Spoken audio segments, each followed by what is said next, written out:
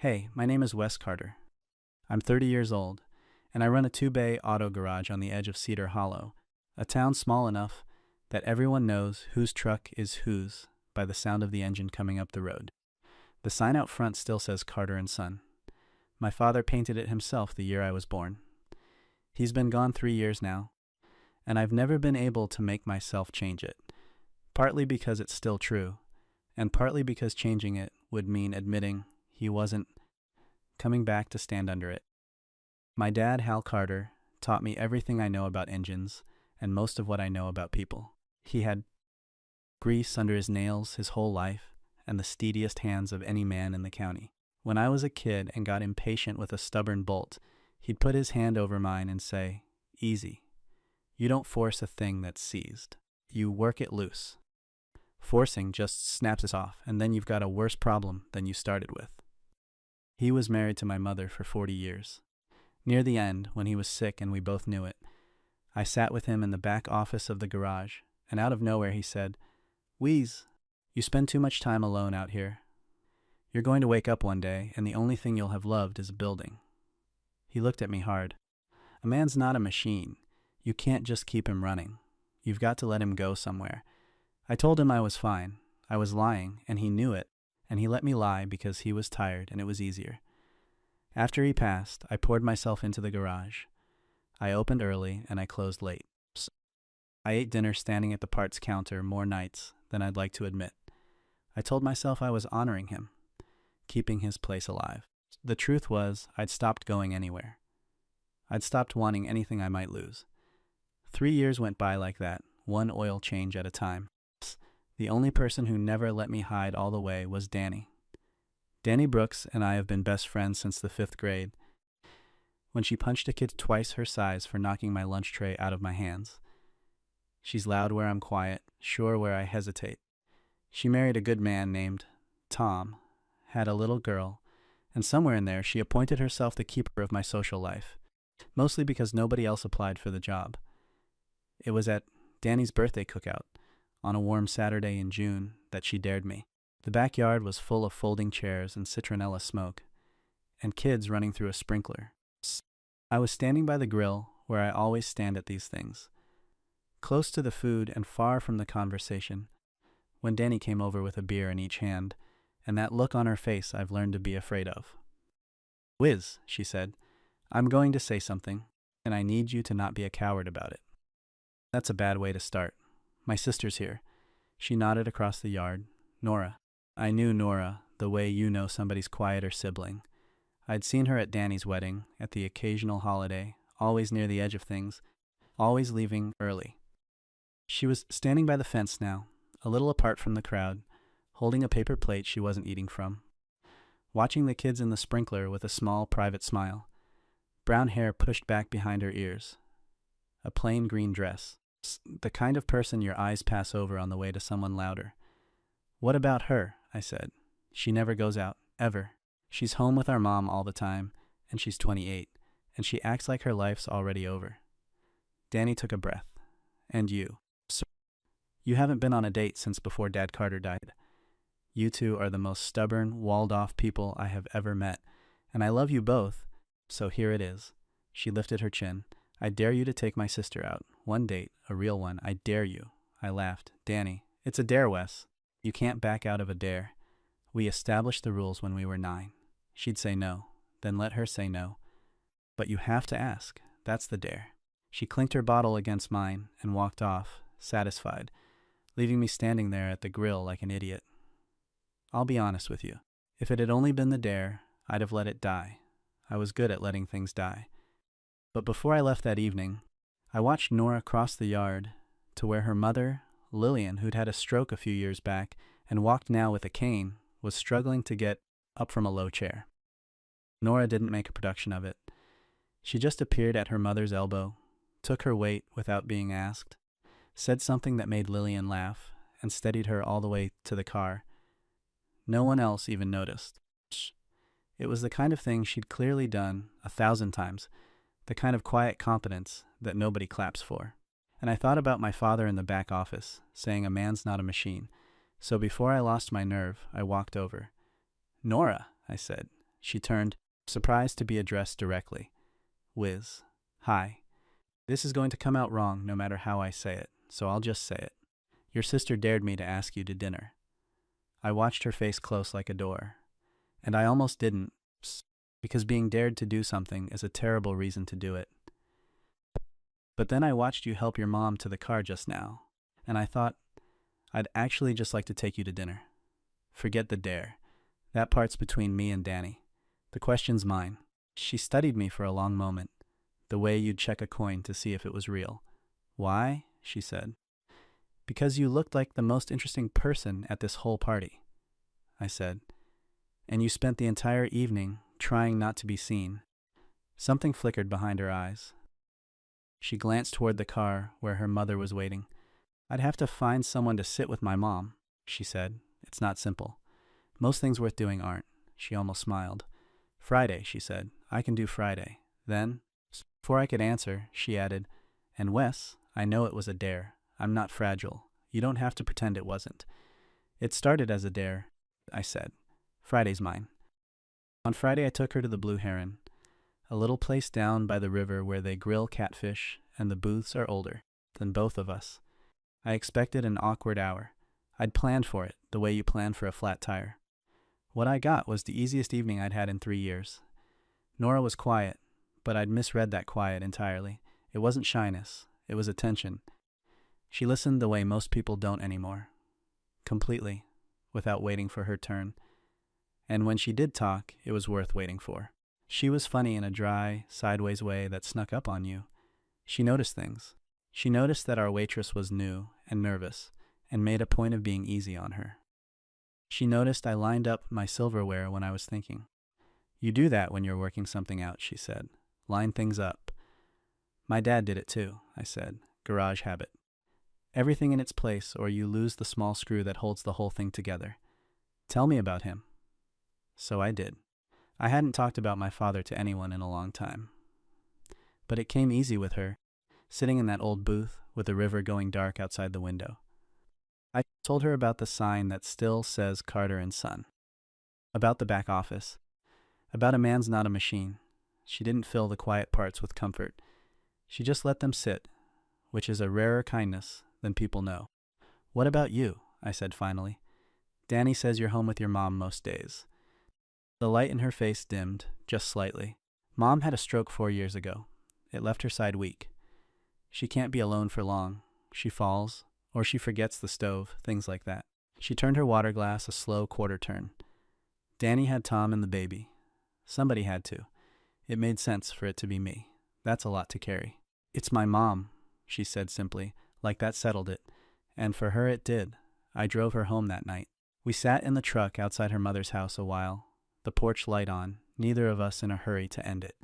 Thank you, she said. I forget, sometimes, that I'm a whole person and not just a schedule. She looked over at me. I had a good time, genuinely. Tell Danny she won her dare. She didn't win anything, I said. I did. Nora looked at me a second longer than she had to, then got out, and I watched her until the door closed behind her. I called Danny from the truck before I'd even pulled away. Well, she said, how bad was it? It wasn't bad. There was a pause. Wait, what does it wasn't bad mean, exactly? It means I'm going to ask her out again, I said, if that's all right with you. Danny was quiet for so long I thought the call had dropped. Then she said, in a voice I didn't recognize from her, soft, almost careful, yeah, Wes, that's all right with me, and I didn't think anything of it at the time. I should have. We saw each other all that summer. It wasn't fast. Neither of us was built for fast. We were two people who'd spent years learning not to want things, and you don't unlearn that overnight. But the seized bolt was working loose. I'd close the garage and drive over and sit with Nora and Lillian on their porch. And sometimes I'd fix things around the house that needed fixing. The screen door, the railing, the back step that gave a little. Nora told me to stop. I told her I didn't know how to sit still in a house without working on it, which was true. Lillian liked me. She'd been a sharp woman before the stroke, and she was sharp still, just slower to get the words out. One evening, while Nora was in the kitchen, she put her good hand on my arm and said, slow and clear, she's the best of us, you know that. The best of us, and she thinks she's the spare. She looked toward the kitchen. Don't you let her think that. I told her I wouldn't. I meant it. One evening near the end of July, Nora drove out to the garage at closing time. She'd never come there before. I was under the hood of a customer's sedan when I heard her truck, and I came out, wiping my hands, surprised, and found her standing in the open bay door with the last of the daylight behind her. "Mom's with Danny tonight," she said. I had a whole evening, and I realized I didn't know what to do with one. She looked around at the place. The tools hung in their outlines on the pegboard. The calendar still on a month 2 years past. The back office with the light off. So this is it. Carter and Son. This is it. She walked the length of the shop slowly, the way you walk through a church. She stopped at the office door and looked in at my father's old desk, which I'd never cleared. "You kept it exactly the way he left it," she said. "I keep telling myself I'll go through it." "Don't," she said. "Not until you want to." She turned and looked at me. "I understand keeping a room the way someone left it. I've got 4 years of my own life in a closet I never open." I didn't know yet how literally she meant that. But I heard the weight under it, and I didn't reach for it. I just pulled 2 stools off the wall, and we sat in the open bay as the light went, and she talked more than I'd ever heard her talk. She told me what it was like to be the quiet sister, how people loved Danny the second she walked into a room, and how she'd learned young that her own job was to be the one who made sure the room kept running, the dishes, the rides, the appointments nobody else remembered. How, somewhere along the way, she'd stopped expecting anyone to look at her and started being relieved when they didn't, because being seen meant being asked for something, and she was already giving everything she had. "And then you sat down beside me at a party," she said, "and said I was the most interesting person there. I almost didn't believe you. Still not sure I do." She gave that small, dry smile. "But I drove all the way out here on my one free night to sit in a garage with you, so apparently some part of me wanted to find out." "You're the most interesting person there," I said. "I'll keep saying it until you believe it." She looked at me for a long moment in the half-dark. "You might have to say it a while," she said. "I've got time," I said, and I meant that too. What I didn't know yet was that Nora was keeping something from all of us. I found out by accident, the way you find out the things people most want hidden. It was late August. I'd come by to fix the gutter, and Nora had run out for her mother's prescription. And Lillian asked me to grab a sweater from the hall closet. On the closet shelf, under a folded blanket, was a large envelope. It had slid half out, and a single word on the letterhead caught my eye before I could stop it. College seal, a nursing program, 2 states away. I shouldn't have looked. I looked. It was an acceptance letter. And it wasn't new. It was 4 years old, the paper gone soft at the folds from being taken out and put back too many times. Clipped to it was a more recent one, dated that spring, a letter saying that her deferred place had been held as long as the program could hold it, and that the final term to claim it was this coming January. After that, the offer was gone for good. I stood in that hallway holding 4 years of a person's hidden life in my hands. When Nora got home, I was sitting on the porch step with the envelope beside me. I didn't hide it. I'd thought about it, and hiding it felt like the start of the exact kind of thing my father warned me against. She saw it and stopped at the bottom of the steps. "You weren't supposed to find that," she said quietly. "I know. Your mom asked me to get a sweater. I'm sorry." I held it out to her. "Nora. Into nursing school. 4 years ago. You never went." She came up and sat beside me and took the envelope and held it in her lap. "Mom had her stroke 3 weeks before I was supposed to leave," she said. "There wasn't a decision to make. There was just what needed doing." She ran her thumb along the worn fold. I called and deferred. They were kind about it. They held the spot. I told myself it was just a delay. Her voice stayed level, but I could hear what it cost. 4 years. I never told Danny. She'd have moved heaven and earth to take it off me, and she's already got Tom and the baby and a whole life, and I couldn't do that to her. I couldn't make my staying her debt. "And the January letter," I said, "this is the last chance." She nodded. "After January, the door closes." She gave a small, tired laugh. "I've made my peace with it, mostly. It was a different life. It belonged to a different girl. And here's where the man I used to be would have said the easy thing, the selfish thing. Then stay. Stay here with me. Let it go. I just found her. The last thing on earth I wanted was a door opening 2 states away. But I heard my father in the back office. You can't keep a man running by chaining the wheels. You love somebody. You make sure their tank's full, and you let them drive. No, I said. It didn't belong to a different girl. It belongs to you. It's been sitting in a closet for 4 years because you're the only one in this family who decided your own life was the thing you were allowed to give away. She turned to look at me. Wes, I can't leave my mother. You're not the only person who can love your mother, I said. Danny would carry her share. So would Tom. So would I. You've never once let us, because you decided a long time ago that you were the spare, and the spare doesn't get to need anything. I took her hand. I didn't fall for the woman who's home every night by 6. I fell for the woman who'd help a stranger to her car when no one was watching. That woman was supposed to be a nurse. I think she still wants to be. Her eyes filled. If I go, I lose you. You won't lose me, I said. I've been waiting 3 years to want something again. I can wait a couple more for you to come home a nurse. Cedar Hollow's not going anywhere. The garage isn't going anywhere. And neither am I. She started to cry then, quietly, the way she did everything. You're supposed to ask me to stay, she said. That's how it goes. That's what people do. My dad told me that's exactly what people do, I said, and that it's exactly how you lose them anyway. This is the part neither of us expected. I went to Danny. I'd promised Nora I'd let her tell her own story in her own time, but I asked her permission first, and she gave it, because we both knew the family couldn't shift the way it needed to, with the secret still buried. One evening I sat at Danny's kitchen table, and I told her what her sister had been carrying for 4 years. I watched it land. I watched my loud, fearless best friend go completely still, and then I watched her put her face in her hands. She got in, Danny said. 4 years ago? And she let me think she just didn't want to go. She let me believe she was happy being the one who stayed. She looked up, stricken. I moved away for 2 years for Tom's job. I moved away, and she never said a word because she didn't want me to feel. She couldn't finish it. She didn't want it to be a debt, I said. She didn't want you to choose her out of guilt. She wanted you to have your life clean. Danny cried at her own kitchen table for the first time I'd seen since we were kids. Then she wiped her face and got the hard, determined look I'd known my whole life. The same look she'd had right before she punched that kid in the 5th grade. She's going to that program in January, Danny said. If I have to drive her there myself. Mom's mine too. It's about time I remembered that. What happened over the next few months, none of us could have planned. Danny moved Lillian into a downstairs room of her own house, closer to town.